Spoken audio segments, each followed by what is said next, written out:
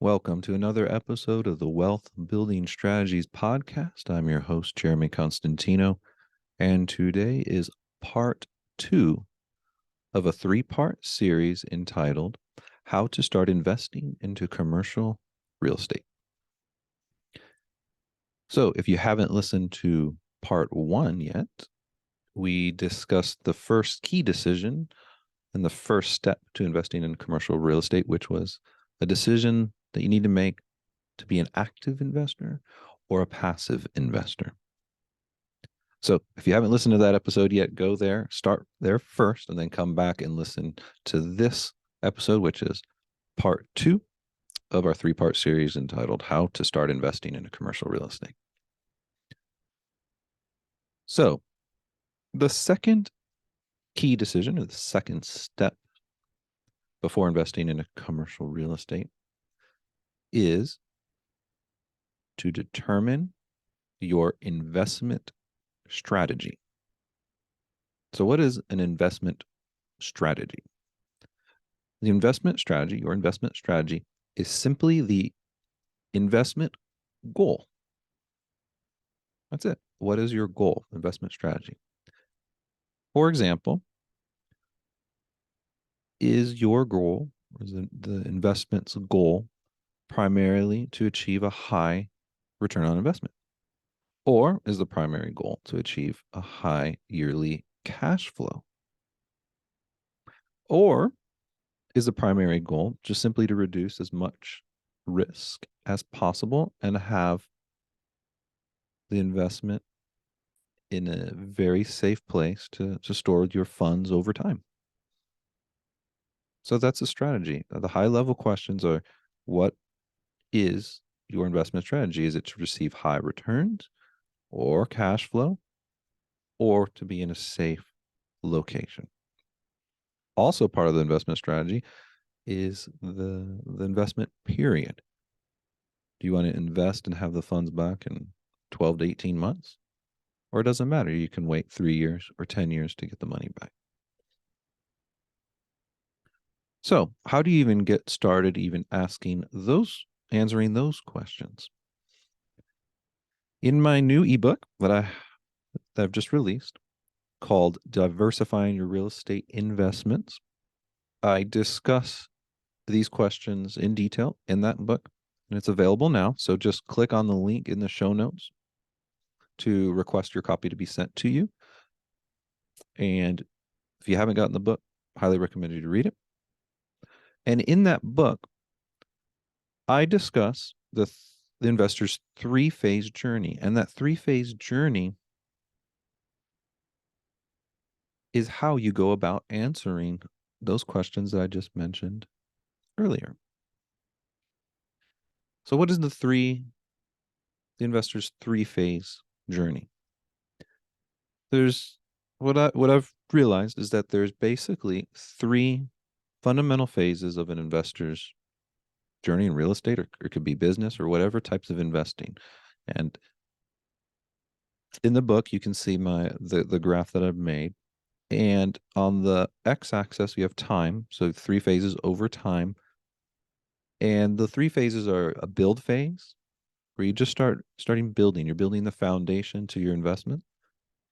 Then the next stage is the growth stage, where after that foundation, then you can really start building up, and you start increasing your amount of wealth. So time, that build phase, you're not really getting that much wealth. You're just building the foundation, a lot of time. But you start hitting that exponential growth stage and that growth phase, where you're taking more risk, less diversification. You're really focusing on one asset class maybe, and you're really growing and achieving that wealth. So that's a period of duration of time in the investor's journey. Then once you've achieved some success in wealth, and you have enough funds for your family and your goals, then you're in the sustain phase, a third stage, which is preserving your wealth that you've accumulated over time, and where you don't want to be taking risks. You really want to preserve that wealth. And so you're probably going to want more diversification. So, for example, kind of in my career, my in my life is what was that build phase for me? That build phase for me, right when you start getting a job, got a job with Chevron, and what's the very first thing that I do? I just started storing away as much money as possible into my savings account. I was single at the time. Um, I wanted to keep my expenses really, really, really low and just save, save, save. So I was saving 20 to 50% of my income in savings account.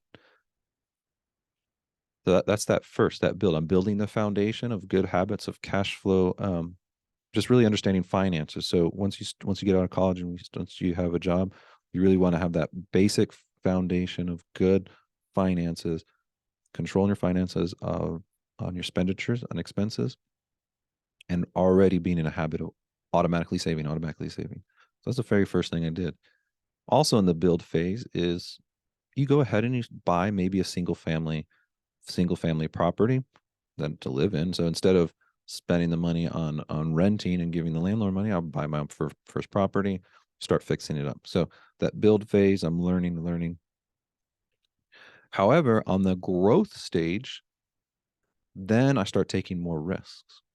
So you start getting into commercial real estate, start getting into syndications, and then the growth happens. Then I'm kind of in that sustain phase now where I've retired from Chevron from my W-2 job and now just only doing real estate investments. So now I'm in a place of maybe less risk, and I want to keep the money that I've made and by investing passively in that sustained phase. So it's kind of a journey for me, but you have to decide where you at. Are you in that time? What is important to you? Are you important just building that foundation, that build phase where you may not be getting that amount of wealth, but do you want to start taking that exponential growth and higher risk? Or do you want to have less risk in the sustained phase and preserving? So that that's what I call the investor's three-phase journey. And you need to find out where you are at and determine where you're at and be honest with yourselves. Do you want to take more risk and grow significantly? Or do you want to take less risk and be more diversified and keep your wealth? So once you've determined your phase, what phase you're in, then you can go back to those questions. And now, is your primary goal to achieve high return on investment, or do you want good cash flows, or do you want to reduce risk and your timing as well? So once you've answered those questions, and you need to find an actual investment, commercial investment property offering that matches your strategy. So, how do you identify those investments? Well, good thing the commercial real estate sector in general and these offerings are commonly broken down into four different categories. And I've grouped them into three. And those three categories, very common in the commercial real estate, is known as the risk return profile. And those are three different categories. And they are core or core plus. I've grouped those into one, value add, and opportunistic. And each one of those terms has a different risk and return profile. So, starting from core plus, that is the lower risk, but yet lower reward. Value add, medium risk, medium reward, and opportunistic, high risk, high reward. This is commonly shown on a matrix, on a 3x3 matrix, in a graph where you can see for each individual real estate investment where that investment is on this matrix. So I highly encourage you to download my ebook where I show these different graphs on the core plus value and opportunistic, many different examples. And a lot of my book is devoted to giving examples of the different investment strategies on the risk return profile. So let's give some examples. Core plus. The term core refers to most likely a Class A real estate located in high quality locations, high quality tenants. So, due to their relatively low risk profiles, investors typically compare these type of equity investment opportunities to bond investments, very low risk. In commercial real estate, these core real estate properties can provide 8 to 13% annual returns with very little variability and predictable cash flows. So these investments can typically have credit tenants on a long-term lease with a strong guarantor like Starbucks, Walgreens, and multifamily core investments are located in the best part of town. They're fully leased with no need for no work at all. They're stabilized. So that's core plus. Very minimal construction work, very minimal repairs, high tenants, high quality tenants, nationwide tenants or international tenants, long-term leases in place. So core plus, very low risk, but lower reward compared to the other strategies. Next, value add. So what is value add? Value add real estate is considered to have moderate to high risk with considerable upside potential. At purchase, value add properties may have lower occupancy or considerable capital expenses that need physical improvements, renovations. However, once the renovations are complete and the property is stabilized, investors enjoy returns from cash flow and price appreciation. Value add properties can provide 14, 20% annual returns and even up to 30, 35% annual returns. And the way that is done is through the equation, the value of the property is equal to the net operating income divided by the cap rate. So the cap rate is what the properties are selling for in a given market, and that's determined by the market. But what is not determined by the market is the ability to increase the net operating income, and that is by increasing rents, filling the vacancies, and there's many other different ways in commercial real estate to increase that net operating income. And because it's based on the formula, the value of the property dramatically increases as a function of the net operating income, independent of the comparable sales. So the value add is very attractive in the commercial real estate sphere because there's a little bit of risk when you're doing wanting to fill the properties and also do your execution plan, your business plan, but you get some good reward for that risk. Next is the next investment strategy is opportunistic.